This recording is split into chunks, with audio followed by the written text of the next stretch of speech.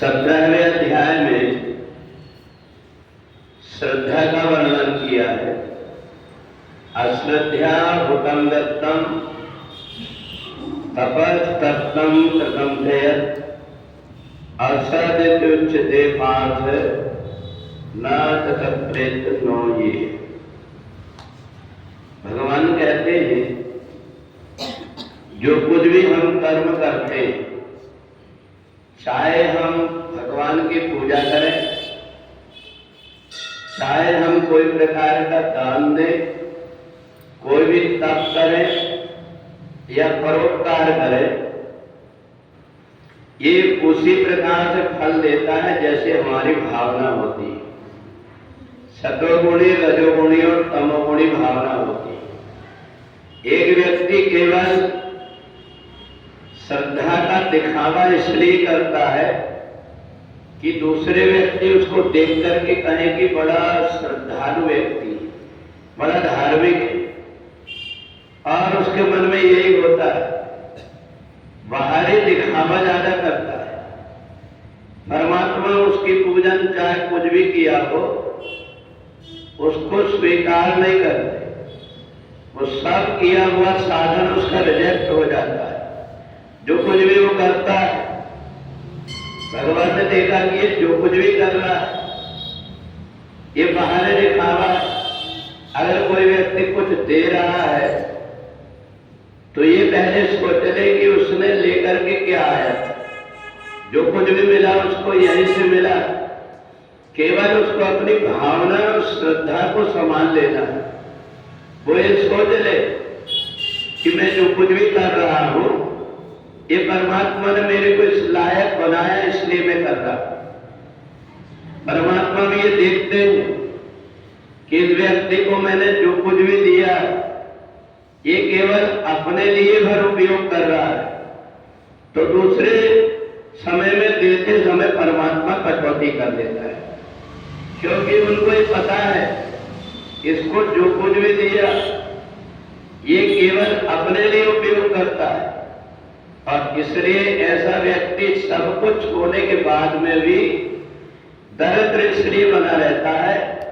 उसके पास में जो कुछ है, अगर उसने सत्कर्म कर्म नहीं किया था तो उसका भोग भी नहीं कर पाता।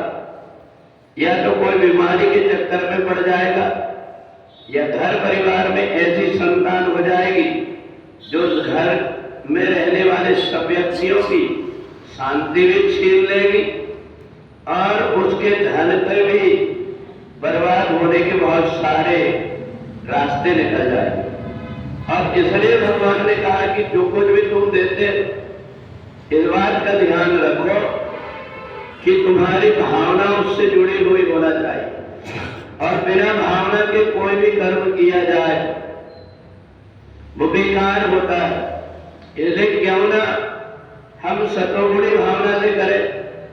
संसार के व्यक्ति आज वाह कर रहे, कल गालियां देते रहेंगे, उनकी परवाह किए बिना जो जगत स्वामी परमात्मा है जिसने हमको संसार में भेजा है, उसके तरफ ध्यान में रख करके हम कोई कर्म करते हैं तो हमारी ये भावना परमात्मा को प्रभावित कर देती है, और परमात्मा कि हर समय दृष्टि हमारे तरफ बनी रहती है।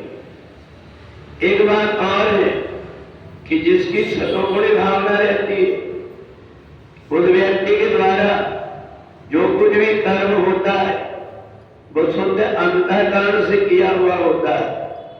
और गीता का पाठ ऐसा है जो व्यक्ति के अंतःकरण को पवित्र कर देता है।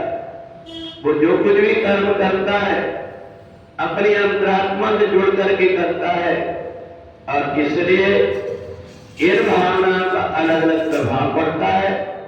और जो भी व्यक्ति जिस भावना से कर्म को करता है उसी के अनुरूप उसको फल मिलता है। सतोगुणी, रजोगुणी और तमोगुणी ये तीनों प्रकार की कुछ व्यक्ति इसलिए खर्च करते हैं कि दूसरों को नुकसान कैसे पहुंचाए, भले अपना पैसा खर्च हो जाए, दूसरों को परेशानी कैसे हो, दूसरा व्यक्ति परेशान कैसे हो, और उसके लिए कई प्रकार के मानन का, मोहनी के मंत्रों का प्रयोग कराते हैं। तो इसलिए ये हमारे ऊपर निर्भर करता है कि हमने परमात्मा के लिए जो कुछ भी कर्म किए हैं वो हमने सत्वगुणी भावना से किए हैं, रजोगुणी से किए या तमोगुणी से किए। गीता पाठ करने वाले व्यक्ति का अपने आप ही मन परमात्मा से जुड़ जाता है।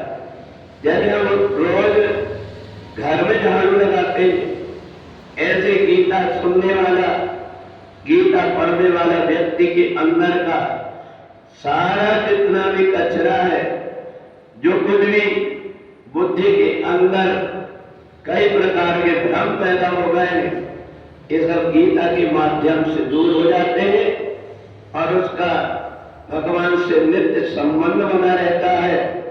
वह व्यक्ति गीता का पाठ करके नित्य प्रति परमात्मा के साक्षात दर्शन भी करता है और परमात्मा से प्रार्थना भी करता है। बोले वृंदावन।